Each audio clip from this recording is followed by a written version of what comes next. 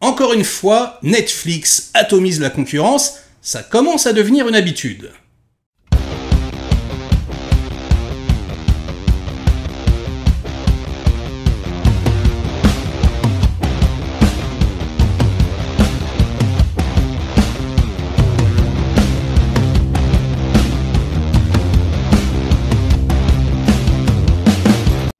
Salut les cinéphages, c'est Merege. 2024, l'année Netflix, à n'en point douter, ils ont littéralement inondé le marché de séries et de films de qualité.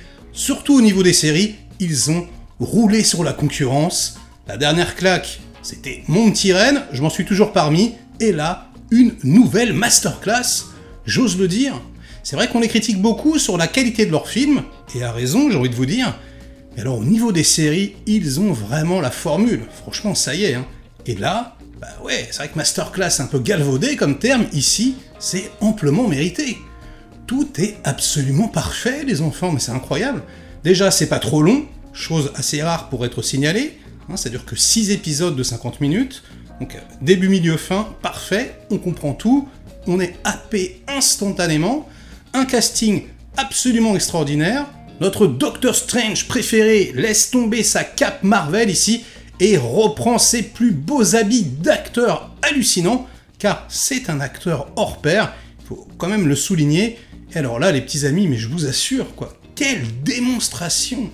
C'est un peu l'antithèse de ce que j'ai dit sur ma critique de Kali, le téléfilm Amazon, vous pouvez aller voir, hein, où les acteurs sont dirigés comme des culs. Ici, c'est limpide, sublime, c'est subtil, c'est comme dans la vie quelque part. Alors qu'est-ce que ça raconte, Eric? Ça raconte l'histoire donc de notre Doctor Strange préféré qui est marionnettiste dans une émission pour enfants, un petit peu à la Muppet Show comme ça. Il s'entend plus du tout avec sa femme, il délaisse un petit peu son fils, même s'il l'aime beaucoup. Hein. Et donc voilà, il est alcoolique dernier degré, même plus que ça. Tout semble s'effondrer, ses collègues de travail le détestent, car il a un comportement absolument puant avec tout le monde.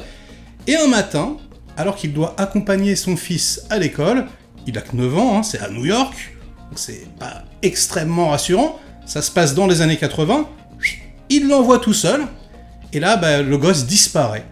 Okay. Et ils appellent la police, tout le monde est en panique, et évidemment, on lui fait le reproche, vous avez laissé votre fils aller tout seul à l'école, etc., etc., et à partir de ce moment-là, ben, on recherche l'enfant, évidemment, et la vie de ce marionnettiste va partir littéralement en vrille, encore plus, tout s'effondre. Je vais pas spoiler plus que ça, je vais pas rentrer dans les détails, tous les épisodes sont passionnants. Alors il y a peut-être, allez, si je veux chipoter, peut-être un épisode en trop, peut-être qu'on aurait pu resserrer un tout petit peu, mais franchement c'est peanuts, parce que tout sert à la narration, les personnages secondaires, même les plus insignifiants, sont tous développés parfaitement de A à Z. On comprend où ils vont et d'où ils viennent. Les tenants et les aboutissants sont limpides. Et alors en plus, moi qui suis nostalgic man, vous le savez, hein, les années 80 sont retranscrites à la perfection. C'est absolument génial. On a vraiment l'impression d'y être. Le métro new-yorkais, les graphes, etc. Il y a en plus une petite saveur Muppet Show que j'aime beaucoup, qui m'a moi rappelé ma propre enfance. On voit les coulisses, il y a une sorte de mise en abîme évidente, puisque quelque part, qui est le marionnettiste et qui est la marionnette? Je vous en dis pas plus, mais oui, c'est passionnant. À partir donc de cet enfant qui a peur du monstre sous son lit, et bah, le monstre, qui est-il réellement? Est-ce que ça serait pas son père, par exemple, qui lui met une pression monumentale, hein, qui se comporte un peu comme un charretier avec tout le monde, y compris avec lui? Est-ce que le père, il serait pas victime lui-même de son propre père?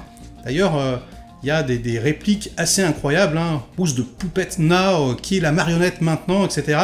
Enfin, je vous en dis pas beaucoup plus, mais c'est juste la perfection, j'ai trouvé, très très très bien écrit, ultra intelligent. Et alors, je vais spoiler un tout petit élément fantastique, enfin si je peux l'appeler comme ça, je l'ai déjà spoilé sur ma vignette en réalité, c'est qu'à un moment donné, il y a une énorme créature qui apparaît, voilà, Eric, donc c'est le titre de la série, et qui se met à parler à Doctor Strange, donc. au début, ça surprend. Je vous avoue, j'avais pas vu la bande-annonce, je m'attendais pas du tout à ça, mais c'est en réalité ultra rafraîchissant.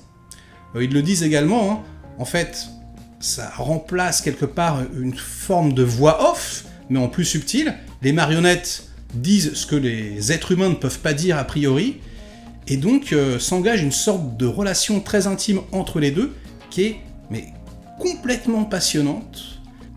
Et alors on passe vraiment par des abîmes de noirceur. Je vous assure, j'étais pas bien, moi qui suis père de famille. Déjà, avec le fait de s'imaginer qu'on perd son gosse, c'est l'enfer. Mais ce qu'il en découle est absolument terrifiant. Lui, en plus, il a une sorte de rôle comme ça à la Nicolas Cage dans Leaving Las Vegas. Il joue ultra bien l'alcoolique, c'est plus vrai que nature. Ça m'a rappelé encore une fois, moi, mes propres expériences avec mon propre père, etc.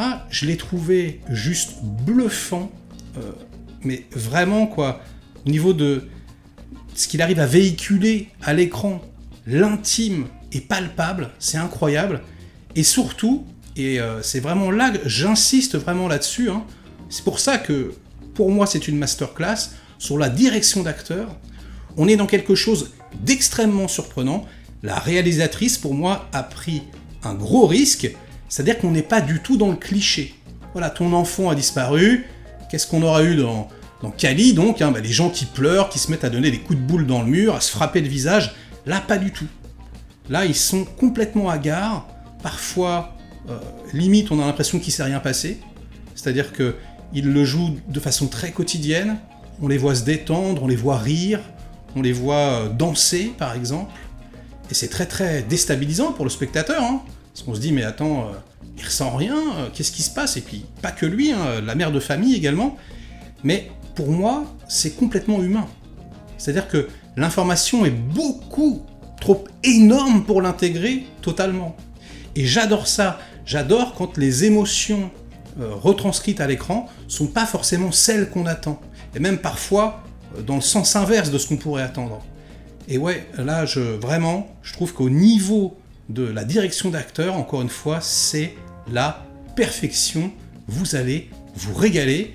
L'histoire, en plus, même si, on va dire, elle n'est pas extraordinaire, elle part dans des directions très intéressantes. Il y a une sorte de lien qu'on pourrait faire comme ça avec Surécoute, The Wire.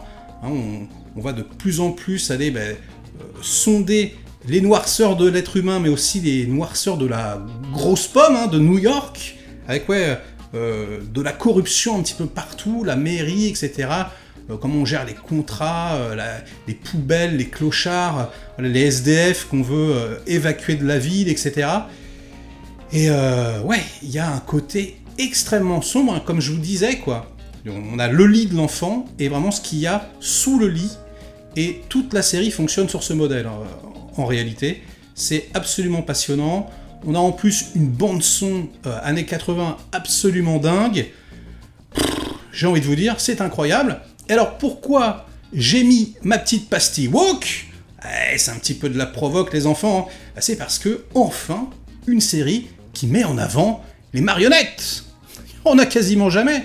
Et là, en plus, réellement, on voit l'envers du décor. C'est magnifique. Donc, effectivement, les marionnettes, hein, une catégorie de la population sous-représentée.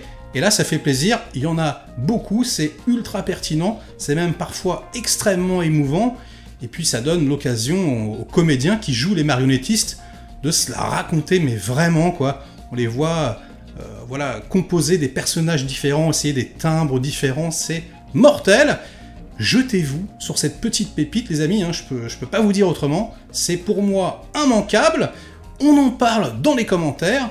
Et sur ces bonnes paroles, ce sera la fin de cette critique, de cet avis à chaud. Likez la vidéo si elle vous a plu, diverti un minimum. Délikez-la sinon. Inondez-moi de commentaires comme d'habitude pour faire marcher le petit robot YouTube. Et nous, on se retrouve très vite pour de prochaines aventures. Ciao!